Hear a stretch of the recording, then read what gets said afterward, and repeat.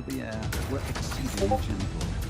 Harry could feel Hagrid's arms trembling with the force Defend of his the heaving objectives. sobs. Don't let them Great plant C4. tears splashed down upon him as Hagrid cradled Harry in his arms. And Harry did not dare, by movement or word, to intimate to Hagrid that all was not yet lost. "Move!" said Voldemort, and Hagrid stumbled forward, forcing his way through the close-growing trees, back through the forest. Branches caught at Harry's hair and robes, but he lay quiescent, his mouth lolling open, his eyes shut. And in the darkness, while the Death Eaters crowed all around them, and while Hagrid sobbed blindly, nobody looked to see whether a pulse beat in the exposed neck of Harry Potter. The two giants crashed along behind the Death Eaters. Harry could hear trees creaking and falling as they passed. They made so much din that birds rose streaking into the sky, and even the jeers of the Death Eaters were drowned. The victorious procession marched on toward the open ground, and after a while Harry could tell by the lightening of the darkness through his closed eyes that the trees were beginning to fall. Bang! Hagrid's unexpected bellow nearly forced Harry's eyes open. Happy now, are you? That you didn't fight, you cowardly bunch of nags. Are you happy, Harry Potter? Dead? Hagrid could not continue, but broke down in fresh tears. Harry wondered how many centaurs were watching their procession pass. He dared not open his eyes to look. Some of the Death Eaters called insults at the centaurs as they left him. A little later, Harry sensed by the freshening of the air that they could reach the edge.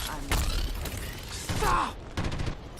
Harry thought that Hagrid must have been forced to obey Voldemort's command because he lurched a little. And now a chill settled over them where they stood, and Harry heard the rasping breath of the Dementors that patrolled the trees. They would not attack him now. The fact of his own survival burned inside him, a talisman against him, as though his father's sight kept guardian in his heart.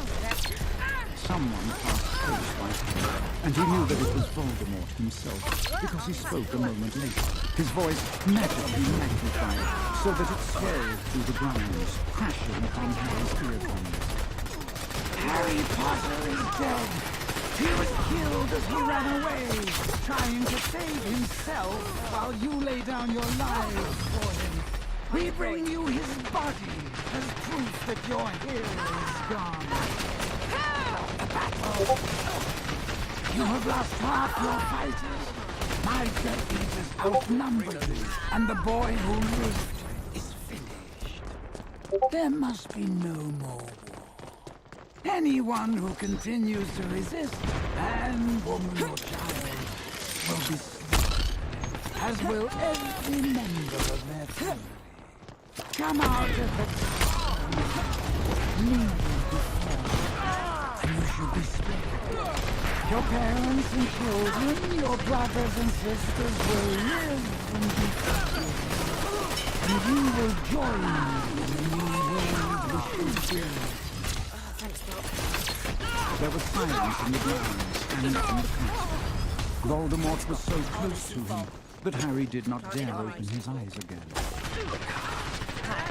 Said Voldemort, and Harry heard him move ahead, and Hagrid was forced to fight. Now Harry opened his eyes afresh and saw Voldemort striding in front of them, wearing the great snake hanging around his shoulders, now free of the enchanted tail. But Harry had no possibility of extracting the wand concealed under his robes without being noticed by the Death Eaters, who marched on either side of them through the slowly lightening darkness. Harry! C4 diffused. Sobbed Hagrid. Oh, Harry! Harry! Harry shut his eyes tight again. He knew that they were approaching the class, and strained his ears to distinguish above the gleeful voices of the Death Eaters and their stamping footsteps signs of life in those within. The Death Eaters came to a halt. Harry heard them spreading out in a line facing the open front doors of the school. He could see, even through his closed lids, the reddish glow that meant light streamed upon him from the entrance. He waited.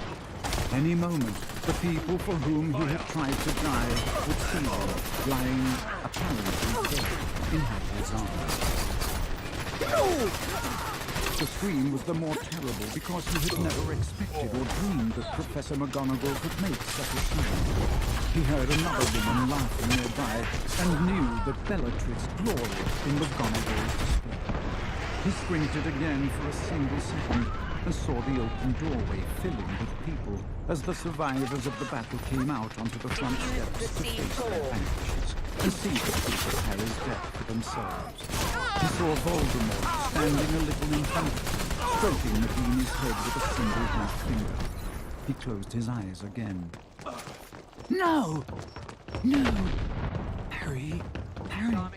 Ron's, Hermione's and Ginny's voices were worse than the Dumbledores. Harry wanted nothing more than to call back, yet he made himself lie silent, and their cries acted like a trigger.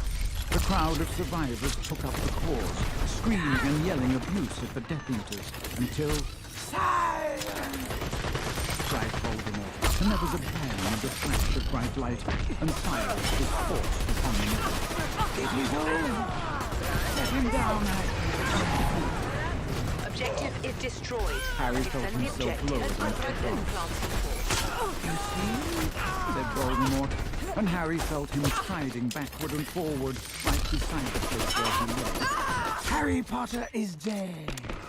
Do you understand now, deluded one? He was nothing ever but a boy who relied on others to sacrifice themselves for him. He beat you! Yelled Ron, and the charm broke, and the defenders of Hogwarts were shouting and screaming again until a second, more powerful bang extinguished their voices once more. He was killed while trying to sneak out of the castle grounds, said Voldemort, and there was relish in his voice for the lie. Killed while trying to save himself. But Voldemort broke off. Harry heard a splash and a shout, then another bang, a flash of light, and a grunt. He opened his eyes in infinitesimal amount. Someone had broken free of the crowd and charged at Voldemort. Harry saw the figure hit the ground, disarmed. Voldemort throwing the challenger's wand aside and laughing. And he said in his soft, snake's hiss, who has volunteered to demonstrate what happens to those who continue to fight when the battle starts? Bellatrix gave a delighted laugh. It is Neville Longbottom, my lord, the boy who has been given the Carrols so much trouble. The son of the Aurors, remember? Ah, yes. Said Voldemort, looking down at Neville, who was struggling back to his feet, unarmed and unprotected, standing in the no-man's land between the survivors and the dead. But you are a coward, aren't you, my brave boy? Voldemort asked Neville, who stood facing him, his empty hands curled in fists. So, what if I am? Said Neville loudly. You show spirit and bravery, and you come of noble stock. You will make a very valuable difference. We need your kind of help. I'll join you when hell freezes over, said Neville. Dumbledore's army, he shouted, and there was an answering cheer from the crowd, whom Voldemort's silencing charm seemed unable to hold. Said Voldemort, and Harry heard more danger in the silkiness of his voice than in the most powerful voice. If that is your choice, we revert to the original. On your head, he said quietly. Still watching through his lashes, Harry saw Voldemort wave his wand. Seconds later, out of one of the castle's shattered windows, something that looked like an escaping bird flew through the half-light and landed in Voldemort's hand. He shook the mildewed object by its pointed end, and it went empty and red. There will be no more sorcery, Hogwarts, said Voldemort. There will be no more houses. The emblem, shield, and colors of my noble ancestor, Salazar Slytherin, will suffice for everyone.